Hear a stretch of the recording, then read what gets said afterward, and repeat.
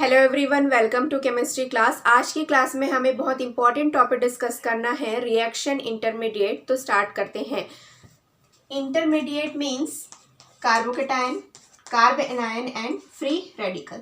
ये तीन है इंटरमीडिएट्स। तो उससे पहले हमें fission of a covalent bond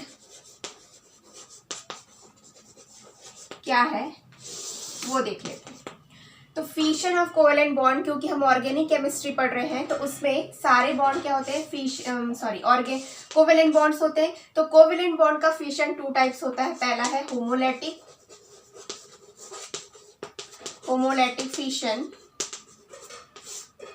and second is heterolytic fission.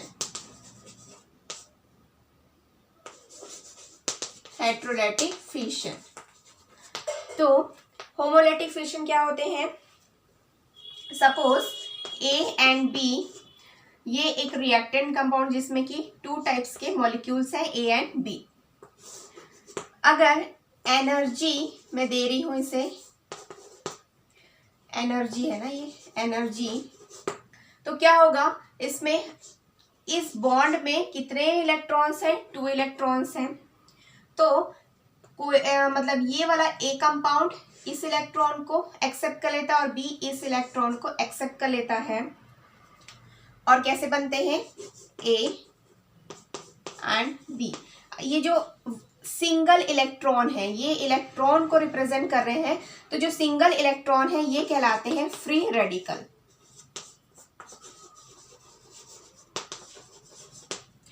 और ये जो ए और बी मॉलिक्यूल्स हैं वो होते हैं सिमेट्रिकल मीन्स सेम टाइप के कंपाउंड। सपोज Cl हो सकते हैं, H हो सकते हैं, ऑक्सीजन हो सकते हैं, कोई भी कंपाउंड हो सकता है जिसमें कि सेम मॉलिक्यूल्स होते हैं, तो जिनकी इलेक्ट्रोनेगेटिविटी भी सेम होती है। तो वो क्या करते हैं, दोनों इलेक्ट्रॉन में से एक इलेक्ट्रॉन फर्स्ट वाला और सेकेंड वाला दूसरा इलेक्ट्रॉन गेन करके फ्री रेडिकल्स बनाते हैं। तो ये जो फ्री रेडिकल्स है वो एक इंटरमीडिएट है। तो ये किसे बना है? होमोलैटिक फिशन के थ्रू बना है। अब देख लेते हैं हेट्रोलैटिक फिशन।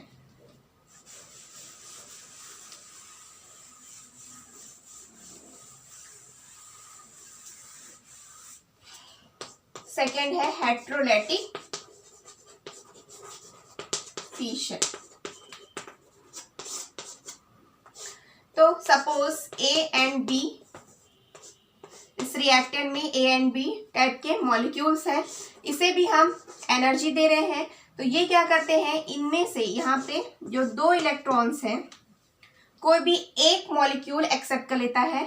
तो अगर बी एक्सेप्ट किया तो यहाँ पे इसके पास इलेक्ट्रॉन की डेफिशिएंसी हो जाएगी, इसलिए ये प्लस रिप्रेजेंट करेंगे। देन ये पूरा मतलब दोनों इलेक्ट्रॉन को एक्सेप्ट कर लिए, इसलिए यहाँ पे माइनस। मतलब यहाँ पे इस तरीके से लिख सकते हैं या फिर एनाइन के फॉर्म में भी लिखा जा सकता है। तो अगर ये इलेक्ट्रो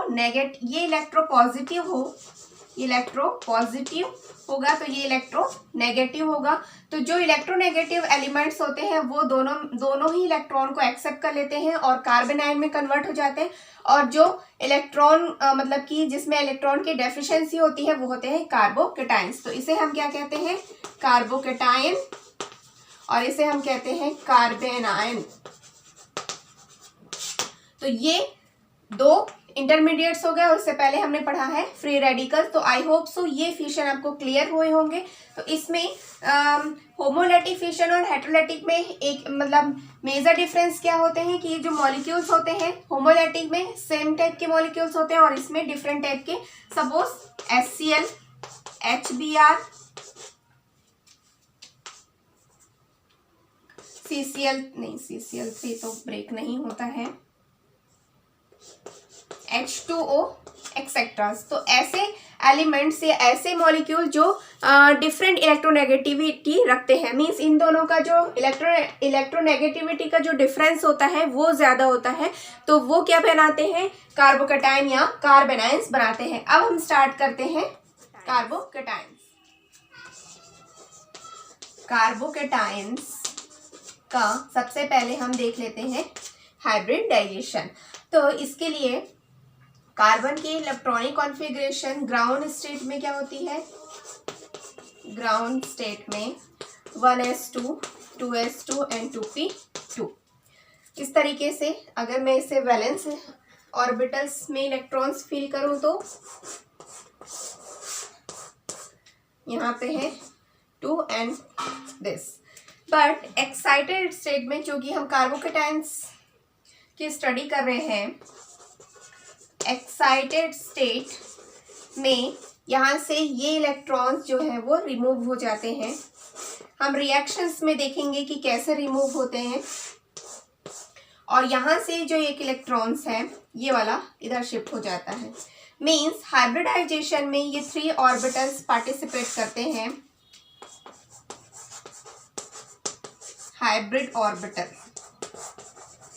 ये 3 इलेक्ट्रॉन्स ही पार्टिसिपेट करते हैं। अब एग्जांपल ले रही हूँ, जैसे कि यहाँ पे H है, यहाँ पे H है और ये तो कार्बोकेटायन है, तो एक इलेक्ट्रॉन तो यहाँ से रिमूव हो गया। तो यहाँ के जो हाइड्रोजन के 3 इलेक्ट्रॉन्स 1 2 एंड 3, तो इस तरीके से ये पार्टिसिपेट करते हैं। और यहाँ पे ऑल जो बॉन्ड्स हैं वो है सिग्मा बॉन्ड्स, ये भी सिग्मा बॉन्ड्स है, ये भी और ये भी। बट इसमें जो हाइब्रिडाइजेशन होता है वो क्या होता है, sp2 हाइब्रिडाइजेशन, क्योंकि इसमें s और इसमें p के 2 ऑर्बिटल्स पार्टिसिपेट कर रहे हैं, इसलिए इसका जो हाइब्रिडाइजेशन है वो है sp2 हाइब्रिडाइजेशन। क्योंकि हम जब आइडेंटिफाई कर रहे थे ऑर्गेनिक केमिस्ट्री में कि हाइब्रिडाइजेशन को कैसे आइडेंटिफाई किया जाता है, तो जिसमें सारे सिंगल बॉन्ड्स रहते हैं वो क्या होता है, sp3 हाइब्रिड कंपाउंड्स होते हैं। जिसमें डबल बॉन्ड्स होते हैं वो क्या होता है sp2, एंड जिसमें ट्रिपल बॉन्ड होते हैं वो क्या होता है sp हाइब्रिड ऑर्बिटल्स या कंपाउंड्स। बट इसमें 3 सिग्मा बॉन्ड्स हैं, बट इसमें एक पॉजिटिवली चार्ज है, जिसकी वजह से इसका जो हाइब्रिडाइजेशन है वो है sp2 हाइब्रिडाइजेशन। अब हम इसके स्ट्रक्चर्स देख लेते हैं।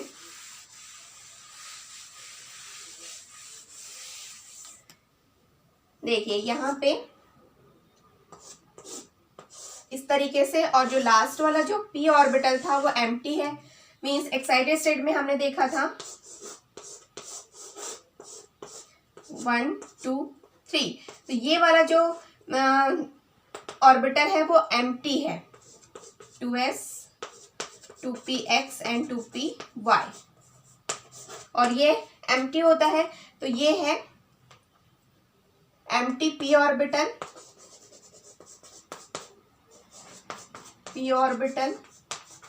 और ये है हाइड्रोजन्स। अब जो कि इसमें sp2 हाइब्रिडाइजेशन है, तो इसका जो बॉन्ड एंगल होगा वो कैसा होगा, 120। नहीं तो अगर sp3 में क्या होता है 10928 इंच ये होता है, बट यहाँ पे इसका जो बॉन्ड एंगल होगा वो होगा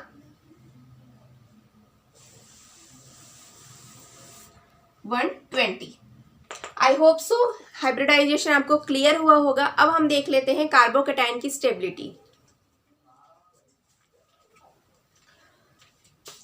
कार्बोकेटायन की स्टेबिलिटी देखने से पहले हम ये देख लेते हैं कि कार्बोकेटायन कैसे बनते हैं, उनकी रिएक्शंस। तो सबसे पहला रिएक्शन है tertiary alcohol, tertiary butyl alcohol, sorry chloride, हाँ अल्कोहल अल्कोहल नहीं हैलोजेंस ना, तो यहाँ पे आएगा टर्शरी ब्यूटिल हैलोजन, और हैलोजन में मैंने क्या लिया है, क्लोराइड। तो अब देखिए यहाँ पे कैसे होगा, मैंने यहाँ पे H लिया था और ये है कार्बोकेटायन। अब यहाँ पे क्या है, R ग्रुप्स हैं।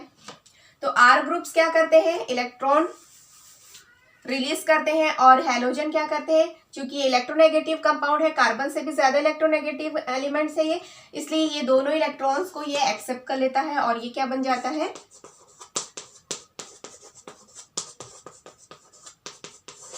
कार्बोकेटायन। और इसे हम क्या कहते हैं, टर्शरी 3 डिग्री कार्बोकैटायंस कहते हैं और यहाँ पे ये Cl आयन बाहर हो जाता है। हमने फर्स्ट स्ट्रक्चर में देखा कि जो हैलोजन कंटेनिंग कंपाउंड्स हैं ये क्या करते हैं, 2 इलेक्ट्रॉन्स को गेन करके कार्बोकैटायंस बनाते हैं, टर्शियरी कार्बोकैटायंस। सेकेंड रिएक्शन में कैसे हो रहा है, ये है एथेनॉल है ये। तो एथेनॉल क्या करता है, हम कॉन्सेंट्रेट H2SO4 के साथ पहले रिएक्शन करवाते हैं, तो यहाँ से जो H2SO4 है वो कैसे कन्वर्ट हो जाता है, H2SO4 H प्लस और HSO4 माइनस में कन्वर्ट हो जाता है। और ये जो H प्लस दे रहा है ये ऑक्सीजन जो है वो गेन करते हैं, ये एक्सेप्ट करते हैं H प्लस को। तो ये क्या दे रहा है, H प्लस, और ये ऑक्सीजन इसको एक्सेप्ट कर रहा है और किस में कन्वर्ट हो गया, CH3 CH2 and OH2 positive. और जैसे ही ये पॉजिटिव आया यहाँ पे, यहाँ के 2 इलेक्ट्रॉन्स इसकी न्यूट्रलिटी को मतलब न्यूट्रल करने के लिए यहाँ के 2 इलेक्ट्रॉन्स एक्सेप्ट कर लेता है और किस में कन्वर्ट हो जाता है, CH3 CH2 कार्बोकैटायंस और ये है H2O। अब हम ध्यान से देखिए कि ये कौन सा कार्बोकैटायन है, प्राइमरी, और ये कौन सा कार्बोकैटायन है, टर्शियरी कार्बोकैटायन। अब इसी के साथ हम सबसे पहले क्लासिफिकेशन देख लेते हैं।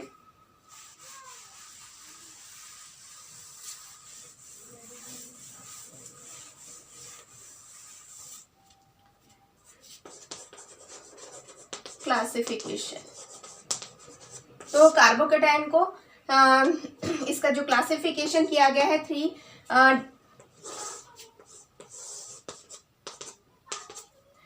टाइप के हैं। पहला है प्राइमरी, सेकेंडरी और ये है टर्शियरी। प्राइमरी कार्बोकैटायन किसे कहते हैं, जिस कार्बोकैटायन के साथ एक ही R ग्रुप अटैच हो।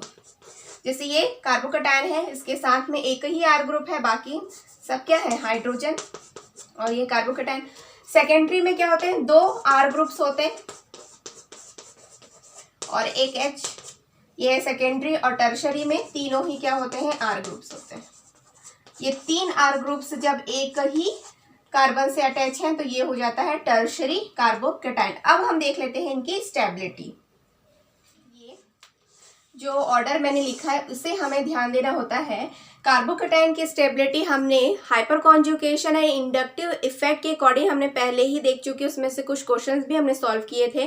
अब हम बेंजाइलिक और एलाइलिक क्या होते हैं, तो ये जो बेंजाइलिक और एलाइलिक कंपाउंड्स हैं ये है अकॉर्डिंग टू रेजोनेंस। इसकी स्टेबिलिटी हम कैसे देखते हैं, अकॉर्डिंग टू रेजोनेंस देखते हैं। तो देखिए ये है बेंजाइलिक ग्रुप, ये है बेंजाइलिक ग्रुप और ये है एलाइलिक ग्रुप। तो बेंजाइलिक ग्रुप की स्टेबिलिटी ज्यादा होती है क्योंकि इसमें ज्यादा रेजोनेटिंग स्ट्रक्चर्स बनते हैं। अब इसमें देखिए इसमें कितने रेजोनेटिंग स्ट्रक्चर्स बनेंगे, तो हमने पहले ही देख चुके हैं कि इसमें टोटल 5 रेजोनेटिंग स्ट्रक्चर्स बनते हैं और इसमें ओनली 2 रेजोनेटिंग स्ट्रक्चर्स बनेंगे। देखिए अगर मैं इसका रेजोनेटिंग स्ट्रक्चर बनाऊं तो क्या होगा, ये इधर शिफ्ट हो जाएगा और ये डबल बॉन्ड और ये पॉजिटिव। तो कभी इस कार्बन पे पॉजिटिव आ रहा है, कार्बोकैटायन बन रहा है, तो कभी इस कार्बन पे कार्बोकैटायन बनता है। तो इसके 2 ही स्ट्रक्चर्स बनते हैं बट इसमें 5 स्ट्रक्चर्स बनते हैं रेजोनेंस के, इसलिए बेंजाइलिक ग्रुप ज्यादा स्टेबल होता है। अब हम देख लेते हैं नेक्स्ट एग्जाम्पल।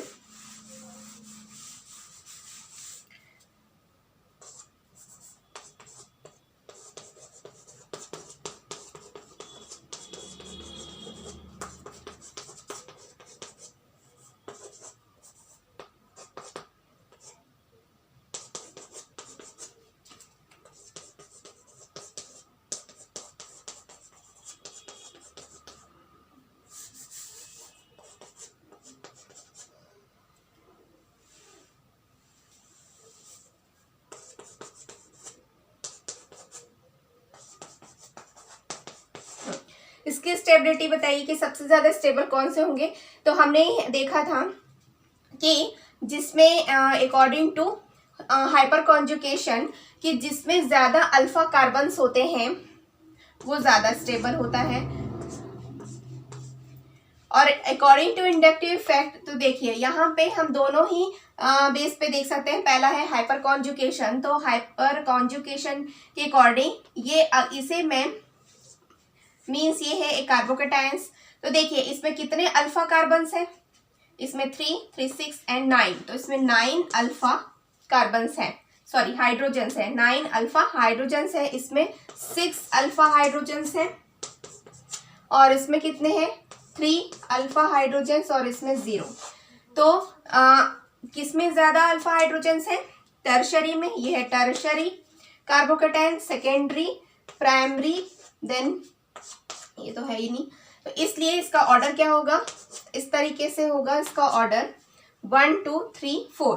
इंडक्टिव इफेक्ट के अकॉर्डिंग हम देखेंगे तो देखिए यहाँ पे सारे प्लस आई इफेक्ट वाले ग्रुप्स हैं जो कि इलेक्ट्रॉन डोनेट करते हैं यहाँ पे, या इसलिए ज्यादा स्टेबल है ये। उसके बाद इसमें 2 ही ग्रुप है, इसके बाद ये एक ही ग्रुप है और इसमें एक भी ग्रुप नहीं है, इसलिए सबसे ज्यादा स्टेबल जो है वो ए है, फिर बी है, फिर सी है, देन लास्ट में डी। अब हम कुछ और एग्जांपल्स भी देख लेते हैं इसमें कि ये सारे कंपाउंड जो है एलाइलिक है। देखिए ये वाला, इस तरीके से कंपाउंड को हम क्या कहते हैं? एलाइलिक कंपाउंड्स कहते हैं। तो जिसमें डबल बॉन्ड है, then single bond, then carbocation. तो ये double bond, single bond, carbocation. तो ये वाला जो पार्ट है, ये वाला पार्ट, ये है एलाइलिक कंपाउंड। एलाइलिक कंपाउंड है एलाइलिक कंपाउंड।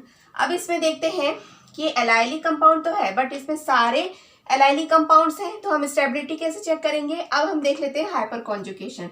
तो देखिए यहां से ये जो कॉन्जुगेशन में है, तो ये वाला अल्फा कार्बन, ये वाला भी अल्फा कार्बन, तो इनसे जो ये CH3 ग्रुप है, ये भी CH3 ग्रुप है, ये भी CH3 ग्रुप है, देन ये भी CH3 ग्रुप है। तो अब देखिए इसमें कितने अल्फा कार्बन है? 3 alpha carbon, sorry alpha carbons हैं, बट इसमें जुड़े हुए कितने हाइड्रोजन है? 3 अल्फा हाइड्रोजन है। इसमें भी 3 alpha hydrogen, 3 alpha hydrogen and 3 alpha hydrogen. Total कितने हाइड्रोजन है इसमें? 12 अल्फा हाइड्रोजन प्रेजेंट है प्लस एलाइलिक। अब देखिए इसमें एलाइलिक तो है, हाइड्रोजन अल्फा हाइड्रोजन कितने हैं? तो देखिए 1 2 3 अल्फा हाइड्रोजन है इसमें। देन लास्ट है, यहाँ पे भी CH3, यहाँ पे भी, तो यहाँ पे 3 CH हाइड्रोजन है, यहाँ पे भी 3 हाइड्रोजन टोटल है, एलाइलिक प्लस 6 अल्फा हाइड्रोजन। तो अब बताइए कि स्टेबिलिटी किसकी ज्यादा होगी? तो सबसे ज्यादा किसकी होगी? यहाँ पे मैं लिख रही हूँ ए कंपाउंड फर्स्ट वाले की, then C and last B. Last question देख लेते हैं। अब देखिए इसमें इस तरीके के जो कंपाउंड है उसमें हम सबसे पहले देखिए बेंजालिक है क्या? ये नहीं, बेंजालिक ग्रुप नहीं है। अब एलाइलिक भी नहीं है, तो हम सबसे पहले कैसे चेक करेंगे? रेजोनेंस चेक करते हैं, क्योंकि देखिए ये 2 लोन पेयर्स हैं, ये यहाँ पे जाएंगे और इसको मतलब न्यूट्रल कर देंगे। सेम यहाँ पे भी सेम होगा, दोनों में सेम प्रोसेस है। लेकिन जब हम रेजोनेंस पढ़ रहे थे तब हमने ऑर्डर लिखा था कि NR3 का जो रेजोनेंस होता है वो OR से ज्यादा होता है। तो ये OR ही तो है, ये R ग्रुप है, यहाँ पे भी R ग्रुप्स है। तो NR3 OR से ज्यादा, मतलब कि ज्यादा इफेक्टिव है रेजोनेंस के केस में, तो इसलिए यहाँ पे इसका रेजोनेंस इफेक्ट जो है ज्यादा है। तो ए का ज्यादा है रेजोनेंस इफेक्ट, इसलिए ये जो फर्स्ट कंपाउंड है वो ज्यादा स्टेबल है। तो आई होप सो ये सारे क्वेश्चंस आपको क्लियर हुए होंगे। कार्बोकेटाइन के बारे में अगर आपको कोई भी डाउट है तो आप कमेंट बॉक्स में कमेंट कर सकते हैं। आई होप सो ये वीडियो आपके लिए हेल्पफुल रही होगी। Thank you so much for watching.